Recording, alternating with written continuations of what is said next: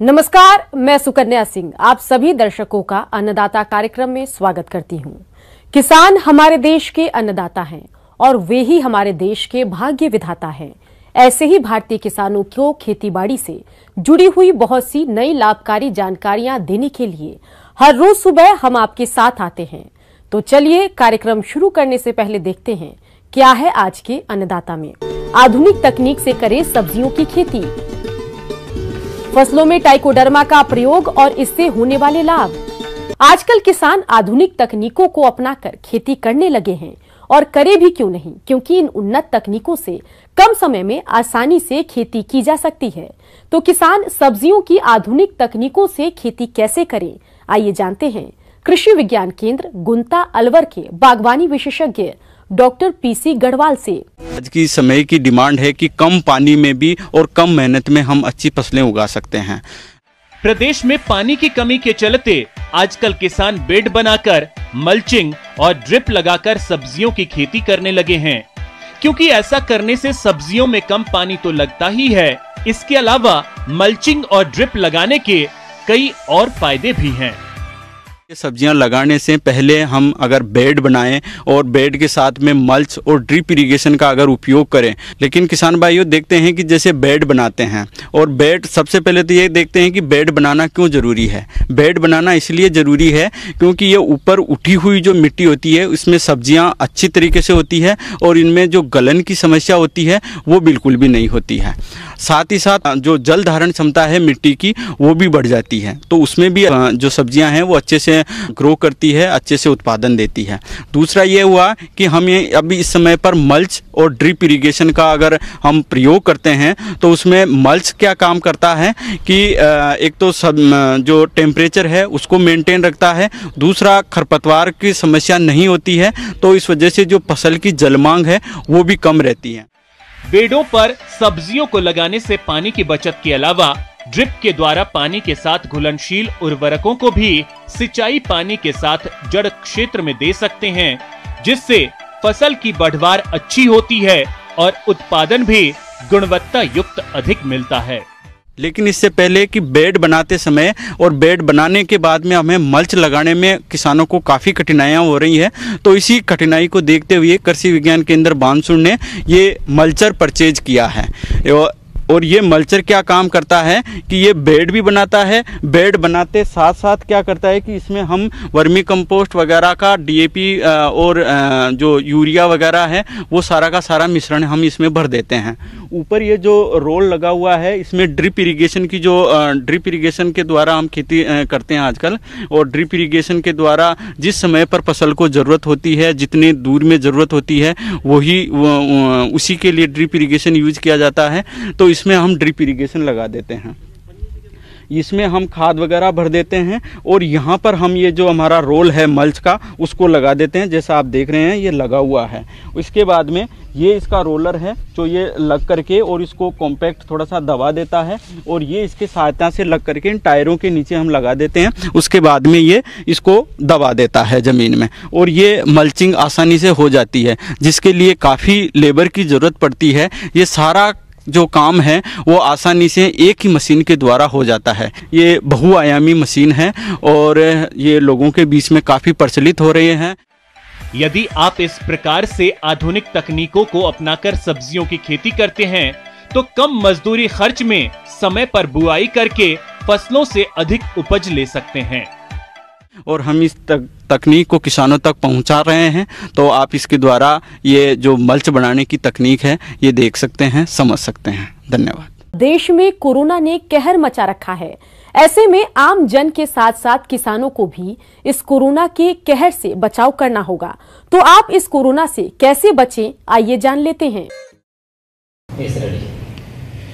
किसान भाइयों राम राम। देखिए, आज हम जो इस समय हमारे देश में, पूरे देश में महामारी वायरस जो कोरोना वायरस के रूप में फैल रहा है, कोविड-19 और कोरोना वायरस, पता नहीं कितने कितने नामों से लोग इसको पुकार रहे हैं। हर एक कार्य के लिए कि अगर आपको कटाई करनी है तो प्रत्येक जो कटाई करने वाला मजदूर है या आपके परिवार के स्वयं के लोग भी यदि हैं, मास्क पहने, हर आधे 1 घंटे के अंदर अपने हाथों को साबुन से आप बार बार धोइए। साथ ही साथ कम से कम 2 गज की दूरी, 6 से 7 फुट तक का जो आपका एरिया आता है, उस एरिया को छोड़ करके कटाई के लिए किसान भाई लगें, ताकि वो ये जो वायरस है इसका आपका इन्फेक्शन अगर यदि किसी एक में है तो दूसरे तक नहीं पहुंचे। साथ ही साथ अब भी इसका चूंकि प्रकोप कम तो नहीं हुआ है बल्कि बढ़ता ही चला जा रहा है, तो ऐसी परिस्थितियों के अंदर यदि आप लोग इससे सावधानी नहीं बरतेंगे, 2 गज की दूरी अगर नहीं बना करके रखेंगे तो मान करके चलिए कभी भी घर में दस्तक दे सकता है। आप बाहर अगर जा रहे हैं तो मास्क आपको लगाना अति आवश्यक है। खेत में कार्य करते वक्त किसानों को यह ध्यान रखना चाहिए कि वो साबुन से हाथ जरूर धोते रहें। इसके अतिरिक्त खेत में खाद या फिर कीटनाशक के अलावा अगर बोरी आदि में कुछ आवश्यक सामग्री ले जा रहे हों तो उसे सैनिटाइज जरूर कर लें। तो वहीं खेत पर कोई अनजान श्रमिक आ जाए तो फिर उसे खेत पर आने से रोकें ताकि इस वायरस के संक्रमण को रोका जा सके। देखिए, जिन किसान भाइयों के पास में विशेषकर अगर सामान्य फसलों के अलावा हम सब्जियों वगैरह की बात करते हैं, सब्जियों के अंदर जब तक आपको बाहर से मजदूर नहीं उपलब्ध हो पाते हैं तो बड़ा मुश्किल काम हो जाता है। तो मेरी सभी किसान भाइयों से एक विशेष गुजारिश है कि बाहर से आए हुए मजदूर जो कि अगर क्वारंटाइन रह करके और सेफ नहीं हुए हैं तब तक कृपया करके उनको अपने यहाँ खेतों पर आप ना बुलाएं। और यदि किसी कारणवश मान लीजिए कोई आ भी जाता है तो जो सोशल डिस्टेंसिंग है, फिजिकल डिस्टेंसिंग है, उसका प्रॉपर ध्यान रखिए। जिस समय भी आप बुआई करें आप हाथों को पुनः बार बार हाथों को साबुन से रगड़ रगड़ करके 10 से 20 सेकंड कम से कम लगातार धोएं। तत्पश्चात हर आधे घंटे 2 घंटे के अंदर अंदर आप हाथ को वापस से धुलवाएं। किसी भी प्रकार का कार्य करते समय अपने आँख, नाक और मुंह तक अगर हाथ को लेकर के जाता है कोई मजदूर तो उसको मेहरबानी करके कह दें कि आप भैया आप रहने दीजिए, आप बाहर ही रहिए। क्योंकि अगर किसी भी प्रकार से हाथों के माध्यम से हमारे शरीर में ये वायरस अगर प्रवेश कर गया तो वो निश्चित रूप से घातक सभी के लिए साबित हो सकता है। एक ही ड्रेस को रोजाना न पहने, काम खत्म होने के बाद कपड़ों को अच्छी तरह से धोकर तेज धूप में सुखाकर ही इस्तेमाल करें। साथ ही हो सके तो मशीन एक बार उपयोग में लाने के बाद दोबारा इस्तेमाल करने से पहले अपने हाथ साबुन से जरूर धो लें। खेत में फसल काटते, खाना खाते समय एक दूसरे व्यक्ति के बीच कम से कम 3 मीटर की दूरी होनी चाहिए। खाने पीने के बर्तन अलग रखें और हाथों को साबुन से अच्छी तरह से साफ करें। नियमित रूप से साबुन या अल्कोहल वाले हैंड सैनिटाइजर से हाथों को धोते रहें। खांसते और छींकते समय अपने नाक और मुंह को ढक कर रखें। अगर आप बीमार हैं तो खुद को परिवार के सभी लोगों से अलग कर लें और तुरंत डॉक्टर की सलाह लें। दूसरे लोगों से भी उचित दूरी बनाए रखें। काम होने पर घर पर रहें, सुरक्षित रहें। फसलों की चाहे आप बिजाई करें, चाहे जुताई का कार्य करें, चाहे उसमें आप फर्टिलाइजर डलवा रहे हैं, सभी की एक निश्चित दूरी बना करके 6 फुट या 2 गज की जो दूरी है उसको मेंटेन करें। साबुन से हाथ धुलवाएं, सैनिटाइजर का उपयोग करें, मास्क पहन के रखें। हो सके तो सिर को भी किसी कपड़े से बांध करके कार्य करें, क्योंकि कोरोना की इसकी वायरस की अभी तक कोई वैक्सीन नहीं बनी, कोई दवा नहीं बनी है।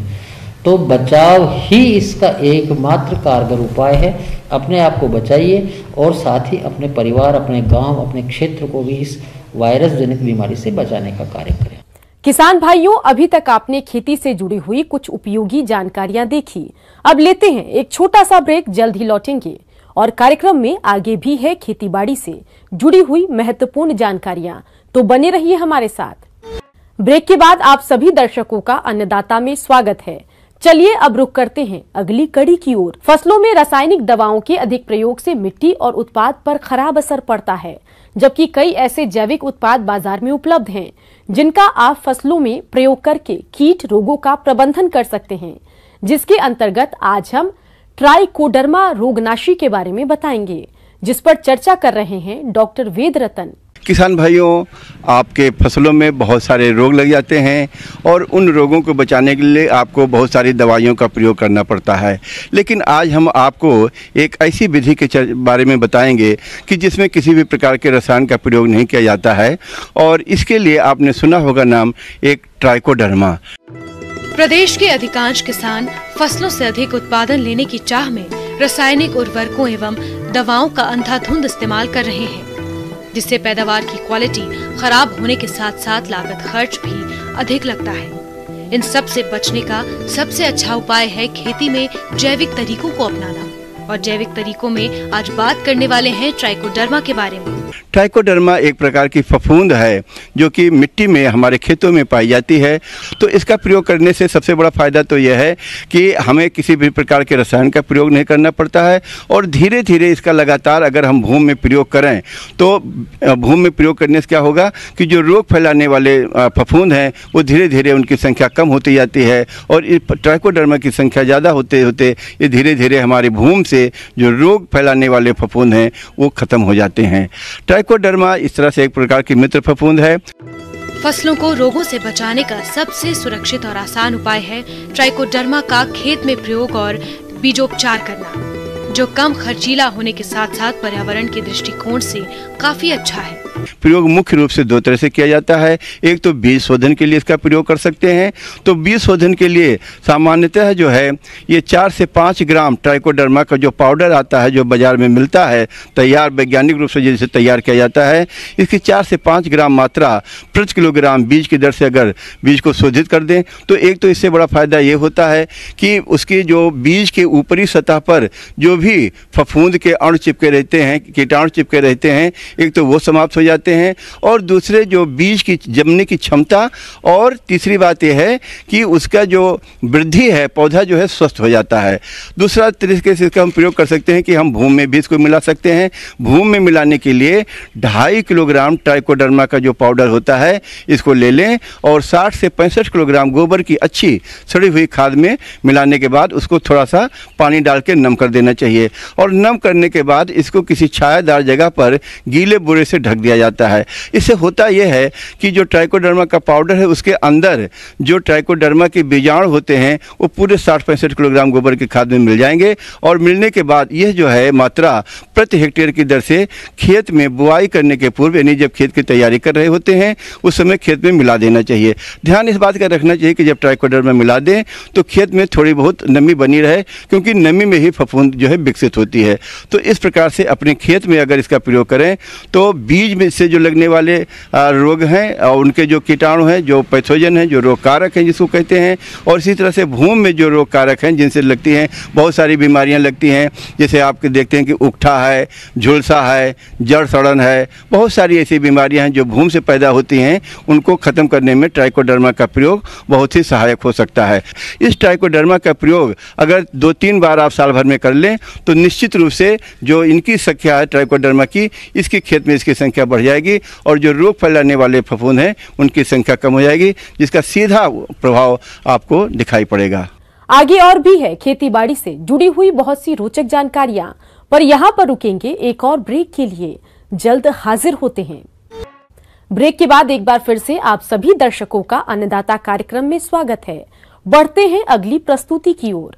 मौसम के अनुसार प्रबंधनों पर ही टिकी है आपकी खेती बाड़ी, इसलिए मौसम पूर्वानुमान और उस पर आधारित साप्ताहिक कृषि सलाह इस प्रकार है। ग्रामीण कृषि मौसम सेवा जयपुर द्वारा भेजे गए मौसम पूर्वानुमान रिपोर्ट के आधार पर किसान भाइयों को सलाह दी जाती है कि वर्षा के पूर्वानुमान को देखते हुए सिंचाई और पौध संरक्षण रसायनों का छिड़काव मौसम के खुलने के बाद ही करें। बाजरा में मृदु रोमिल आश्रिता के लक्षण दिखाई देने पर रोग की रोकथाम के लिए जिनेब 2.5 किलोग्राम या मैंकोजेब 2 किलोग्राम प्रति हेक्टेयर की दर से छिड़काव करें।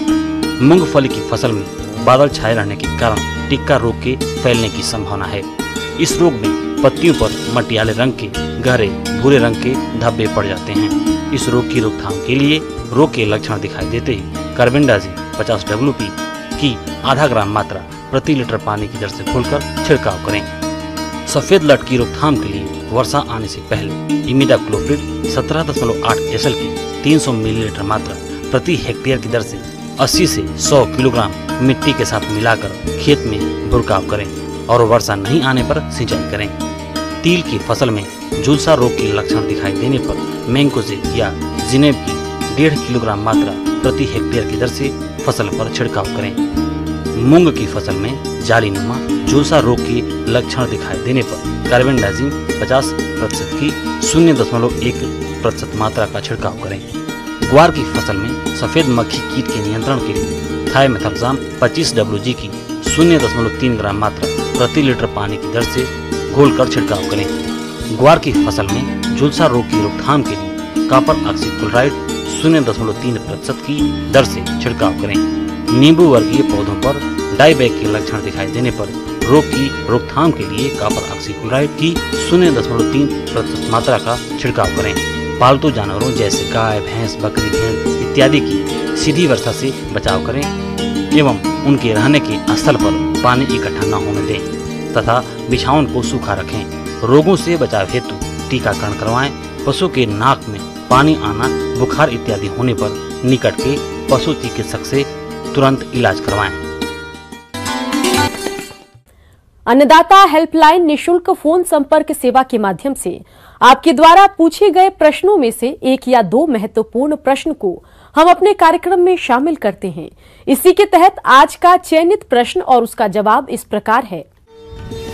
अन्नदाता कार्यक्रम में हमने आज जिस प्रश्न को शामिल किया है उसे पूछा है गांव चिमनपुरा, जिला जयपुर के किसान रतन लाल ने।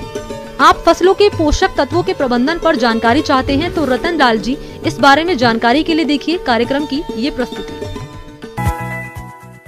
जैसा कि हम जानते हैं कि पौधों को अपनी जीवन शैली, अपना जीवन चक्र पूरा करने के लिए कुल 17 आवश्यक पोषक तत्वों की जरूरत पड़ती है, जिनमें carbon, oxygen, hydrogen, nitrogen, phosphorus, potash, calcium, magnesium, sulphur, iron, zinc, copper, manganese, molybdenum, boron, chlorine और निकेल शामिल हैं। इनमें से कार्बन, ऑक्सीजन और हाइड्रोजन वायु और पानी से पौधों को मिल जाते हैं। शेष 14 तत्व भूमि से ही प्राप्त करने होते हैं, लेकिन भूमि में उपस्थित तत्वों की मात्रा भूमि कटाव, रिसाव, बहाव और भूमि से गैस के रूप में उड़ने, खरपतवारों और फसलों द्वारा उपयोग कर लिए जाने के कारण तेजी से कम होते जा रहे हैं। अगर भूमि में इन तत्वों की पूर्ति न की जाए तो उसकी उपजाऊ शक्ति कम हो जाती है।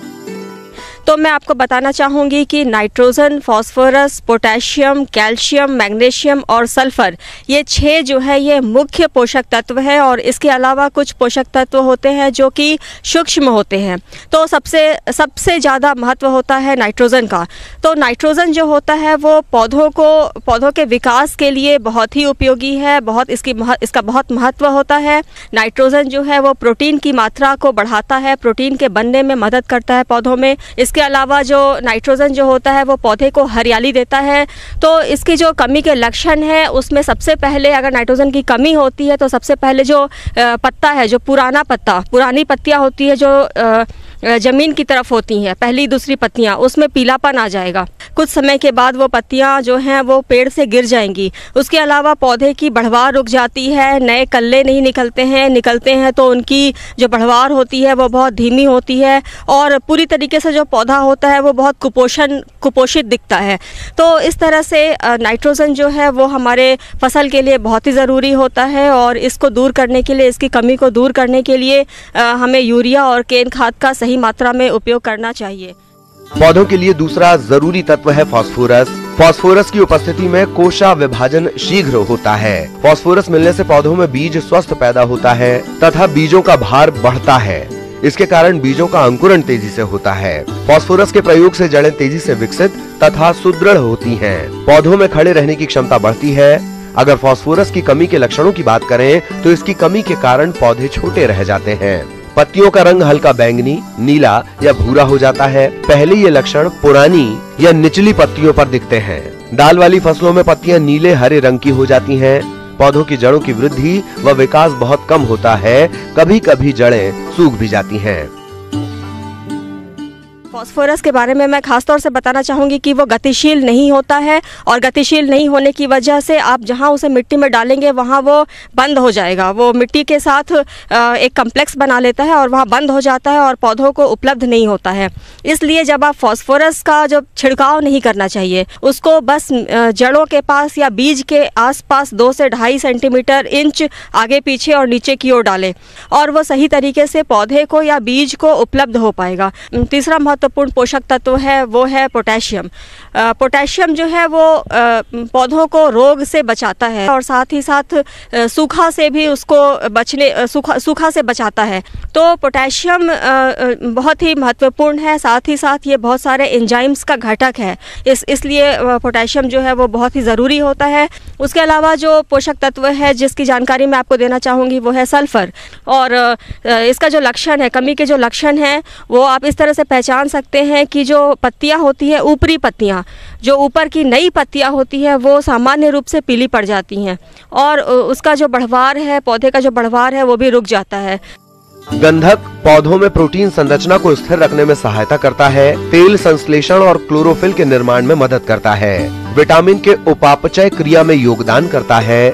गंधक की पूर्ति के लिए खेत की तैयारी के समय 20 से 25 किलोग्राम जिंक सल्फेट का प्रयोग किया जाना चाहिए। कई फसलों में इसके पर्णीय छिड़काव करके भी गंधक तत्व की पूर्ति कर सकते हैं।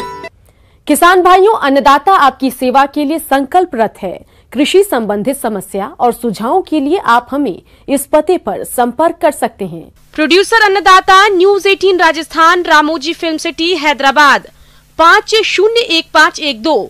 साथ ही आप हमें ईमेल भी कर सकते हैं। हमारा ईमेल है p18annadatarajasthan@nw18.com। इसके अतिरिक्त आप हमें निशुल्क हेल्पलाइन नंबर 18004192 पर सोमवार से शनिवार सुबह 10 से शाम 4 बजे के बीच संपर्क कर सकते हैं। किसान भाइयों, अब समय हो रहा है आपसे विदा लेने का, तो हमारी अन्नदाता टीम को दीजिए इजाजत। कल फिर आपसे मुलाकात होगी कृषि संबंधित कुछ और महत्वपूर्ण जानकारियों के साथ। नमस्कार।